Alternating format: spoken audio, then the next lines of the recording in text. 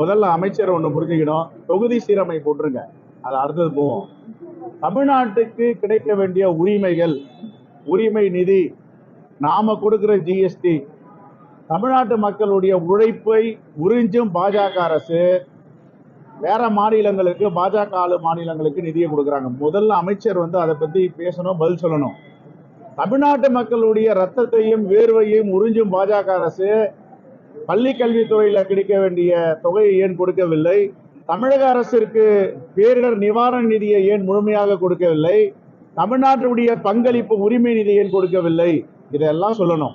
ஆனா தமிழ்நாட்டு மக்களுடைய ரத்தத்தையும் வேர்வையையும் உறிஞ்சும் பாஜக அரசு தமிழ்நாட்டு மக்களை ஏன் மாற்றாந்தாய் மனப்பான்மையோடு பார்க்கிறார்கள்?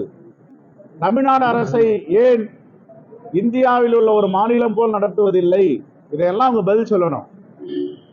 இதை விட்டுட்டு எல்லாம் பயம் காட்டுறாங்க அப்படின்னா, யார் பயம் காட்டுற? நீங்க தான் பயம் காட்டுறீங்க, வேற யாரும் பயம் காட்டணும் மக்களை. மக்கள் இன்னைக்கு அச்சத்தோட பதட்டத்தோட வச்சுக்கணும்னு ஆர்எஸ்எஸ் பிஜேபியும் விரும்புது. அதுக்காக தான் இந்த முருகர் மாநாடு எல்லாம் நடத்துறாங்க. எதுக்காக? என்ன தேவை இருக்கு? ஏற்கனவே மாண்புமிகு அறநிலையத்துறை அமைச்சர் மாண்புமிகு சேகர் பாபு முருகர் மாநாடை பழனியில நடத்தினார். இப்ப இவங்க நடத்த வேண்டியதுக்கு என்ன தேவை இருக்கு? நடத்தணும்னா தமிழ் கடவுளான முருகருடைய மாநாட்டை குஜராத்தில் நடத்தணும், உத்தரப்பிரதேசத்தில் நடத்தணும், ராஜஸ்தான்ல நடத்தணும், மத்திய பிரதேசம் நடத்தணும். அதுதான் சமத்துவம். அதுதான் இந்து கடவுள்களை நாங்கள் சமமாக பார்க்கிறோம் என்று பாஜகவுடைய செய்தியா இருக்கும். ஆனா அரசியல் செஞ்சு மக்களை எப்பவுமே அச்சத்தில் வச்சிருக்கிறது, பதட்டத்தில் வச்சிருக்கிறது பாஜக. இது எல்லா வட மாநிலங்களில எப்படி கலவரத்தை தூண்டினார்களோ அப்படி தென் மாநிலங்களில், குறிப்பா தமிழ்நாட்டில் ஏதாவது கிடைக்குமா, கலவரத்தை தூண்டலாமா என்று சங்கி அணிகள் காத்து கொண்டிருக்கின்றன. மறுசீரமைப்பு ரொம்ப தெளிவா மாண்பு முதலமைச்சர் தென்னிந்திய முதல்வர்கள் எல்லாம் கூப்பிட்டு, காங்கிரஸ் ஆளாத மாநில முதல்வர்கள் எல்லாம் கூப்பிட்டு, காங்கிரஸ் பாஜக ஆளாத மாநிலங்கள், காங்கிரஸ் ஆளும் மாநிலங்கள் இந்த முதலமைச்சர்களை அழைத்து தெளிவாக சொல்லியிருக்கிறார் என்னென்ன ஆபத்து காத்து கொண்டிருக்கிறது என்று. குறிப்பா தென் மாநிலங்களில் உள்ள மாநிலங்கள் எவ்வளவு பெரிய பாதிப்புக்கு உள்ளாக போகிறது. ஒருவேளை மறுசீரமைப்பு பாஜக திட்டமிட்டது போல் கொண்டு வந்தால் தென் மாநிலத்தின் வாக்குகளே தேவையில்லை, தென் மாநிலங்களின் பாராளுமன்ற உறுப்பினருடைய எண்ணிக்கையும் அவர்களுக்கு தேவையில்லை. மத்திய பிரதேஷ், ராஜஸ்தான், பீகார், உத்தரப்பிரதேஷ், மகாராஷ்டிரா அந்த பகுதியில் உள்ள நாடாளுமன்ற உறுப்பினர்களே தீர்மானிப்பார்கள் யார் ஆளும்னு. தென் மாநிலங்களுடைய பிரதிநிதித்துவம் ஒன்றும் அங்கு இருக்கார். அதற்காகத்தான் திட்டமிட்டு இப்படிப்பட்ட சதி வேலையில் இறங்கி இருக்கிறார்கள். தென் மாநிலங்களை புறக்கணிக்க வேண்டும் என்ற திட்டத்தில் பாஜக இருக்கிறது. ஏற்கனவே நாடு சுதந்திரம் அடைந்து எவ்வளவு நாடாளுமன்றத்தில் இருக்கைகள் இருக்கின்றன? 1000 இருக்கைகள் போட வேண்டிய தேவை என்ன இருக்கிறது? 1000 இருக்கைகள் போட்டு இருக்கிறார்கள். உள்நோக்கம் என்ன? இதெல்லாம் எடப்பாடி பழனிசாமி அவர்களுக்கும் தெரியல. முதலமைச்சராக இருந்தவர் வராததை வருகிறது என்று பூச்சாண்டி காட்டுகிறார் என்று சொல்றாரு எடப்பாடி பழனிசாமி அவர்கள். நான் கேட்கிறேன், 1000 இருக்கைகள் எதுக்கு போட்டிருக்காங்க? காரணம் என்ன? 1000 நாடாளுமன்ற உறுப்பினர்களை உருவாக்க வேண்டும். அப்ப இருக்கிற 545க்கு பதில் 1000 என்றால் தமிழ்நாட்டுடைய பிரதிநிதித்துவம் எங்க இருக்கும்? இப்பவே நாடாளுமன்றத்துல 10 நிமிடங்களுக்கு மேல பேச முடியல. இந்த 543 நாடாளுமன்ற உறுப்பினர் இருக்கும்போது 1000 வந்துட்டா 2 நிமிடம் கூட கிடைக்காது தமிழ்நாட்டு சார்பா பேசுறது. இதெல்லாம் மாண்புமிகு எதிர்கட்சி தலைவர் எடப்பாடி பழனிசாமி அவர்களுக்கு புரிதல் இல்லையா, இல்ல புரிஞ்சுட்டு இப்படி பேசுறாரான்னு தெரியல. பாஜக அப்படிதான் பேசுவாங்க. அவருடைய வேலை திட்டமே இதுதான், மக்களை திசை திருப்பது, மக்களுக்கு உண்மைக்கு புறமான செய்தியை கொடுப்பது. நாங்க தெளிவா சொல்றோம், இந்த மறுசீரமைப்பு என்பது பாஜக திட்டமிட்டது போல் நடந்தால் தமிழ்நாட்டு பிரதிநிதித்துவம் இல்லாமல் போய்விடும், தென்னிந்தியா பாதிக்கப்படும், வட மாநிலங்களில் உள்ள நாடாளுமன்ற உறுப்பினர்களை தீர்மானித்து விடுவார்கள். இதுதான் எங்களுடைய பார்வை. தமிழக அரசு மக்கள் தொகை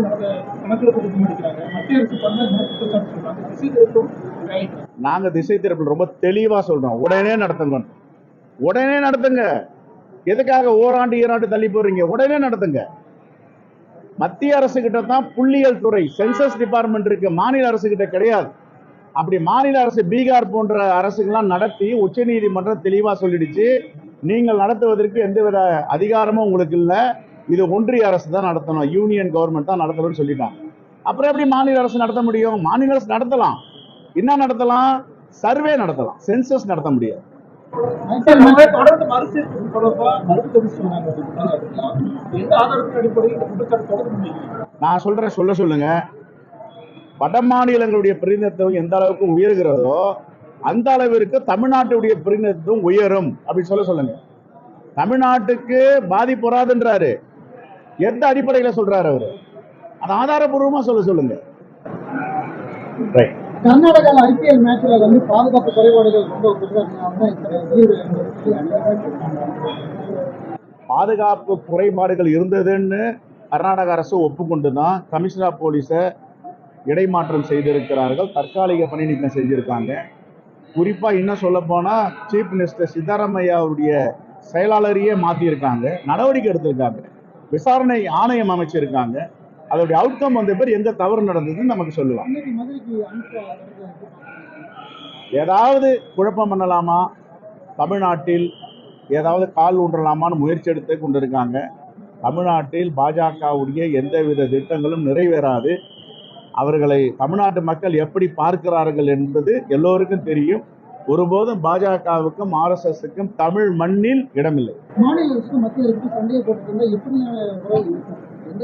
சண்டையே போடல, யாருமே சண்டை போடல. எங்களுடைய உரிமையை கேட்கணும். உரிமையை கேட்கறது சண்டையா?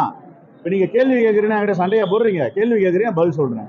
எங்களுடைய உரிமை தொகையை கொடுங்க. ஜிஎஸ்டி பங்களிப்பு தமிழ்நாட்டில் என்ன இருக்கு? மூன்றாவது பெரிய மாநிலம் ஜிஎஸ்டி செலுத்துவது.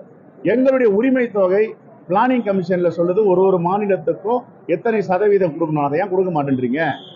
பேரிடர் நிதி மேலாண்மை நிதி ஃப்ளட் வராத மாநிலத்தை கொடுக்குறீங்க, வந்த மாநிலத்தை கொடுக்க மாட்டேன்றீங்க. அப்ப பள்ளி கல்வித்துறை கிடைக்க வேண்டிய 2500 கோடி ஏன் கொடுக்க மாட்டேன்றீங்க? இன்னைக்கு RT இருக்கு, ரைட் டு எஜுகேஷன். இன்னைக்கு ரைட் டு எஜுகேஷன்ல பெரிய கொந்தளிப்பு நடந்துட்டு இருக்கு, அதை ஏன் விடுவிக்க மாட்டேன்றீங்க? இதெல்லாம் தான் எங்களுடைய உரிமை கேள்வி. இதை போய் சண்டைனா எப்படி? அது அப்படின்னா தமிழ்நாட்டுக்கு துரோகம் பண்ணிட்டே இருப்பாங்க. மாண்பு முதலமைச்சர் வாய முடிட்டு இருப்பாரா கேட்காம? கேட்டா சண்டைன்றாங்க. முருகன் வந்தாரு, ஒன்றிய அமைச்சர், தமிழ்நாட்டு உரிமையும் அவர் தானே மீட்டு கொடுக்கணும், கேட்கணும்ல. சார் எங்களுக்கு அதிகமாக கொடுக்க வேணாம், எங்களுக்கு கொடுக்க வேண்டிய உரிமையை கொடுக்கணும், ஏன் கேட்க மாட்டேன்றாரு? பாஜக தலைவர்களையும் தமிழ்நாட்டு நலனுக்காக குரல் கொடுக்க மாட்டேன்றாங்க. இதுதான் பாஜகவுக்கு மற்ற கட்சிகள் உள்ள வித்தியாசம். சிந்தூர் ஆபரேஷன் வெளிநாட்டில் ஒரு சிலர் பிஜேபி இல்ல, அந்த விஷயத்துல எங்க தலைவர் ராகுல் காந்தியும் மல்லிகார்ஜுன கார்கேவும் தெளிவா சொல்லி இருக்காங்க. நாங்கள் ராணுவத்து பக்கம் இருக்கிறோம், ராணுவத்தை ஊக்குவிக்கிறோம், இந்தியா பக்கம் இருக்கிறோம், இந்தியாவுடைய இறையாண்மை எந்த விதத்திலும் பாதிக்கக்கூடாது அப்படின்னு. ஒவ்வொருத்தருக்கும் ஒரு கருத்து இருக்கலாம் சொல்லலாம். காங்கிரஸ் பேரியக்கத்தை பொறுத்து இந்த தேசத்தோடமும் ராணுவத்தோடமும் இருக்கு.